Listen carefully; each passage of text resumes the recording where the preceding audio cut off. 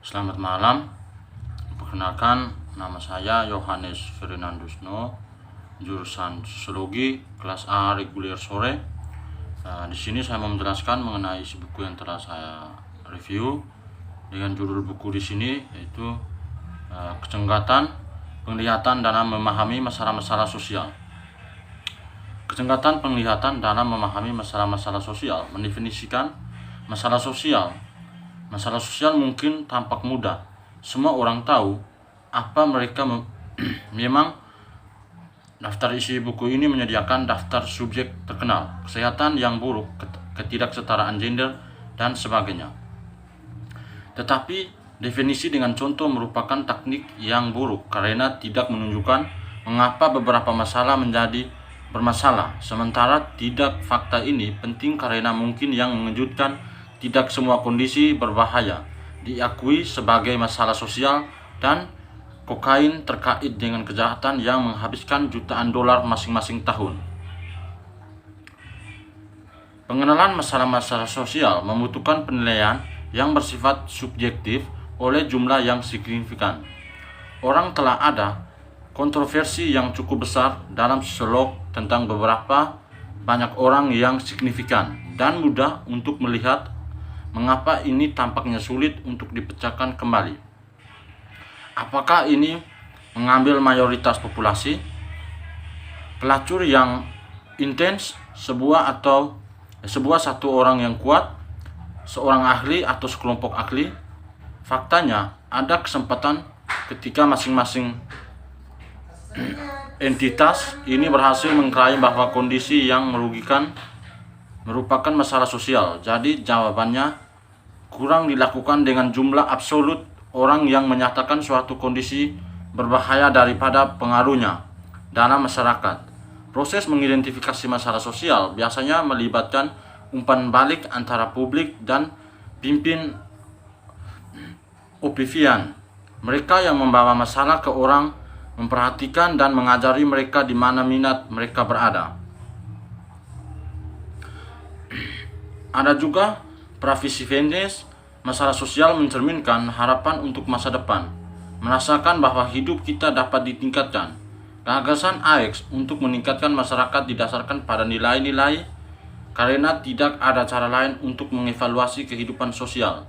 Setidaknya ada dua prinsip yang mendasar: desir untuk perbaikan, kepercayaan pada kemajuan, dan keyakinan bahwa setiap individu memiliki martabat dan nilai. Pengaruh ini, unsur-unsur iman, sungguh telah menjadi dasar budaya Barat selama 2 milenium. Meskipun sering tidak disadari, tindakan yang diambil dalam kaitannya dengan nilai-nilai ini telah dampak ganda dari waktu ke waktu. Mereka mengarah pada solusi dari beberapa masalah dan kreasi orang lain.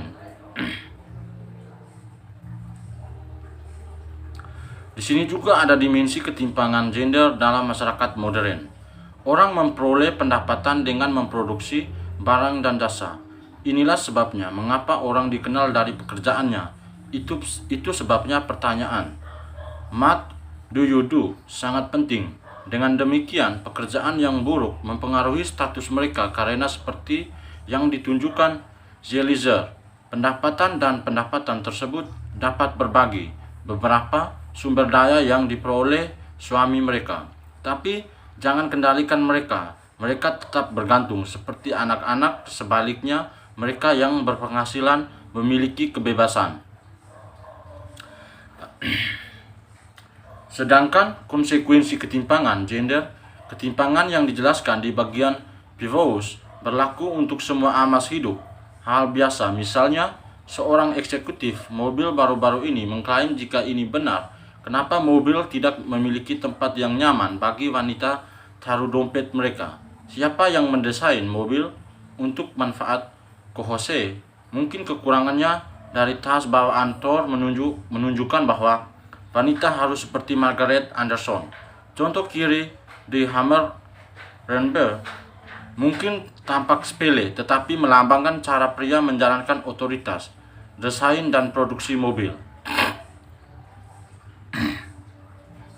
dan menjadikan perempuan korban dalam hal ini karena ketidaknyamanan perempuan itu sendiri. Dari tentu saja otoritas laki-laki dan viktimisasi perempuan jauh lebih serius konsekuensi atas ketidaksetaraan gender itu sendiri. Ketidaksetaraan gender di sini terlihat ya sangat jelas. Ketimpangan mengarah pada viktimisasi perempuan seperti pelecehan seksual, pemerkosaan, pelecehan istri, dan pelecehan seksual anak. Semua melibatkan penegasan pria kekuasaan atas wanita, dan ketika kekerasan diimplikasikan atau digunakan, wanita menjadi otoritas korban dan pria ditopang. Pelecehan seksual memiliki dua bentuk. Satu, memiliki secara implisit atau eksplisit mengancam pekerjaan, nilai, atau surat rekomendasi seseorang. Dua, tindakan verbal, fisik, atau simbolik yang berulang yang menciptakan lingkungan kerja atau pendidikan yang tidak bersahabat. Di hampir semua kasus, laki-laki melecehkan perempuan, meski sering dilecehkan terjadi ketika perempuan menempati posisi bawahan. Itu berasal sekitar setengah dari semua wanita adalah dilecehkan secara seksual di beberapa titik dalam kehidupan akademis atau pekerjaan mereka itu sendiri. Perilaku tersebut memiliki beberapa bentuk: tekanan untuk kerjasama seksual, kalis atau surat telepon yang berulang, tekanannya yang dicabut untuk kencan, sentuhan fisik yang berulang, dan komentar seksual yang berulang. Mekanisme lain untuk membuat environment working hostile termasuk panjangan plastik dan dari bagian tubuh seksual atau penutup telanjang yang digunakan sebagai papan dart. Imajinasi pria adalah satu-satunya batasan cara untuk menunjukkan kepada wanita bahwa mereka tidak diinginkan dalam pekerjaan. Dengan demikian, jutaan wanita menanggung hinaan dan serangan hanya karena mereka memiliki mencari nafkah. Eknos berpendapat bahwa pasar kerja efisien seperti yang terkait dengan seks perbedaan pendapat terjadi karena perempuan kurang produktif. Laki-laki produktivitas diukur dengan pekerja seperti yang ditunjukkan berdasarkan keterampilan mereka, pendidikan, pengalaman kerja, masa jabatan dalam pekerjaan mereka saat ini, dan prioritas pekerjaan. Tetap berada di angkatan kerja secara terus-menerus, memilih pekerjaan paruh waktu, ketidakhadiran karena penyakit menyewa pekerjaan, karena mobilitas pasangan. Hipotesis modal manusia dapat dinyatakan secara formal, keterampilan yang diperoleh orang-orang sebelum mereka mendapatkan pekerjaan dibandingkan kegiatan lain yang lebih rendah pendapatannya. Sedangkan pelestarian ketimpangan gender dalam konteks di mana kehamilan tidak dapat dikendalikan dan istri mengelola usaha produktivitas di sekitar rumah masuk akal untuk membagi dengan cara tradisional. Hari ini bagaimanapun tidaklah bijaksana untuk seorang istri seperti Sason Lennes untuk menyerahkan penghasilan dan senioritas sejauh ini kemajuan pekerjaan suaminya. Banyak dokter hewan yang melakukan hal itu, dan pria tampaknya berharap pengorbanan seperti itu dari istri mereka dan membuat ulah jika tidak. Sumber ekspresi tersebut haruslah kuat. Norma gender tradisional mendikte bahwa pria dan wanita harus memiliki lingkungan yang berbeda. Meskipun wanita mungkin cerdas atau artistik, mereka harus melahirkan anak beserta anak mereka dan merawat suami. Dalam melakukan tugas ini, mereka seharusnya berhubungan dengan emosi diri mereka sendiri dan orang lain, peka terhadap kebutuhan orang dan pengasuhan anak dan suami mereka. Sebaliknya, laki-laki kemampuan non-produktif harus menjadi pusat kehidupan mereka. Oleh karena itu, laki-laki harus bersaing satu sama lain, mendapatkan sesuatu dan mendukung imres mereka.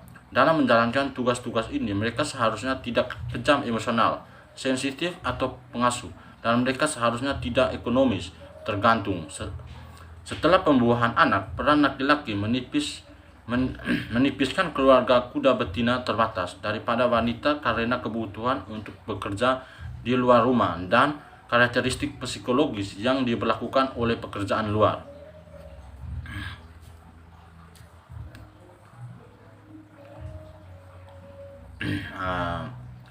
Istilahnya gender di sini itu ketidaksetaraan gender di sini bahwa keseharian perempuan selalu diintimidasi oleh pria, selalu dikasar oleh pria kepada wanita itu sendiri.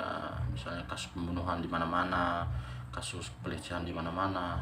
Mungkin itu saja hasil pembuatan video ini. Apabila teman-teman kurang memahami dari pembuatan video ini, bisa komentar di bawah kolom komentar.